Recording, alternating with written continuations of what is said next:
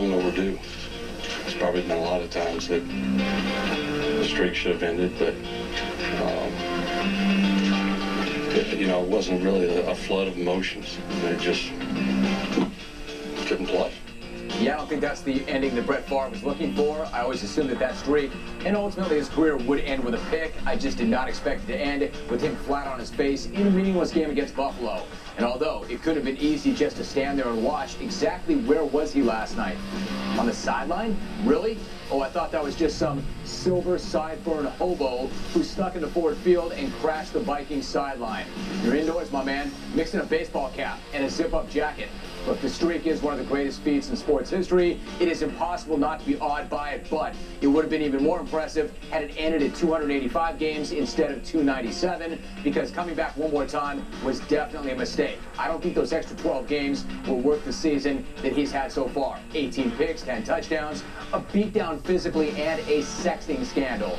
Better to leave a little bit too soon than to stay a little too long. But when Jared, Longy, and Hutch came calling, he just had to bounce, because the old gunslinger was not about to leave a potential 20 mil on the table.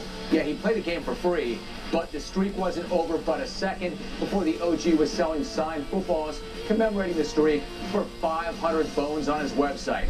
Gotta hand it to you though, Brett. It was an incredible ride. Sure, in the end, you weren't who we all thought you were, but almost nobody is. We would have never found out though had you just stayed retired. Time to buy a few new suits, get ready for Sunday mornings, and I'll look forward to you doubled over and belly laughing at things that really aren't funny with the rest of the fellas in whatever studio pays the most.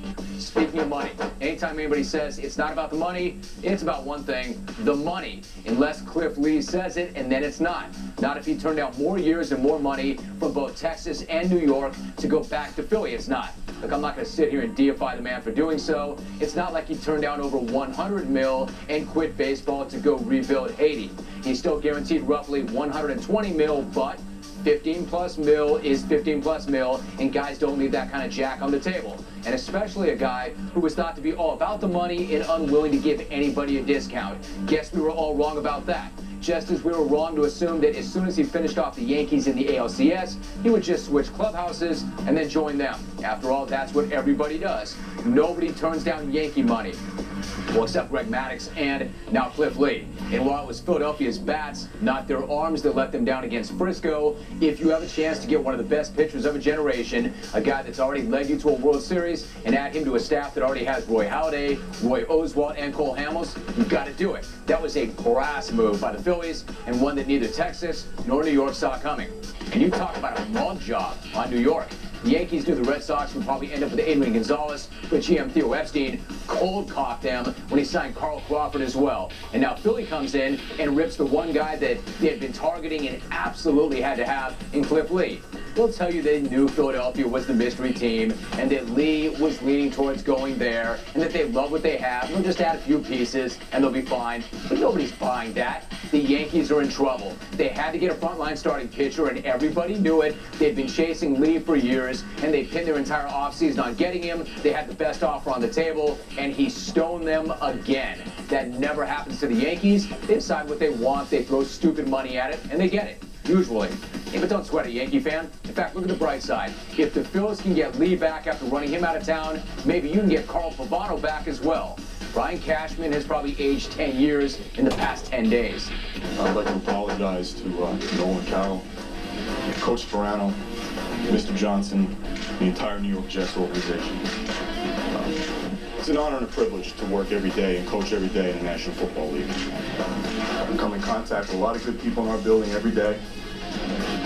Players, staff, coaches.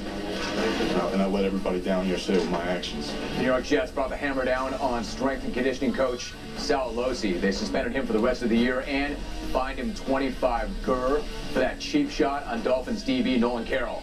That was about as bush, dirty, and cheap as anything you will ever see on a football field.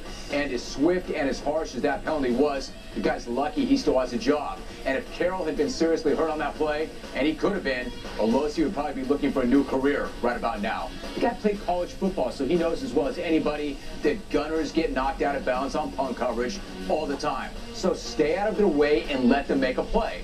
Look at these guys. They're setting up a line, a wedge on the sideline.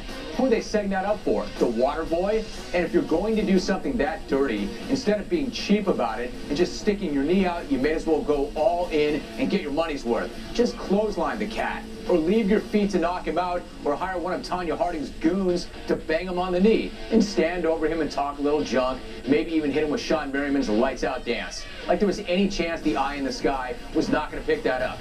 I mean, how are you going to get away with something like that? Cheap shot of the year and the worst idea ever. I'd like to say publicly that, I want to apologize to Nolan Carroll about what took place. I'd like to apologize to the Dolphins. That's a thing that has no business in this league or anywhere else. And now someone trying to put that on you, big fella, on Rex Ryan, saying it all starts at the top, that he fosters this type of culture, and the Dolphins were quick to point out that they were not at all surprised and that they think the Jets cheat. Personally, I don't think the Jets are a dirty football team. Completely overrated, overhyped, and in trouble, sure. But let's not confuse one jerk on the sideline with that being a dirty football team. To quote David Stern, Alosi is just one rogue, isolated criminal. At least he better be. Just don't tell me that beatdown the pass laid on them was only one loss. Anytime a team has to tell you that it's only one loss, you know it's more than just one loss. And judging from the way they no-showed against Miami, and then the finger pointing after that game, that beatdown definitely rattled them. How else do you explain them losing to Chad Henne on any day, let alone a day when he throws for 55 yards? And you had to know they'd come flat after Rex made them stand out in the cold for that ceremonial burial of the game rock before. That stunt may get you a win over Central Valley High or Berryview South, but not in the NFL. That's not going to work with those guys. They had to be thinking, we get our faces caved in, we're dealing with our first bit of real adversity, and our coach turns into Brad Childress? No wonder they turtled. Later on, you'll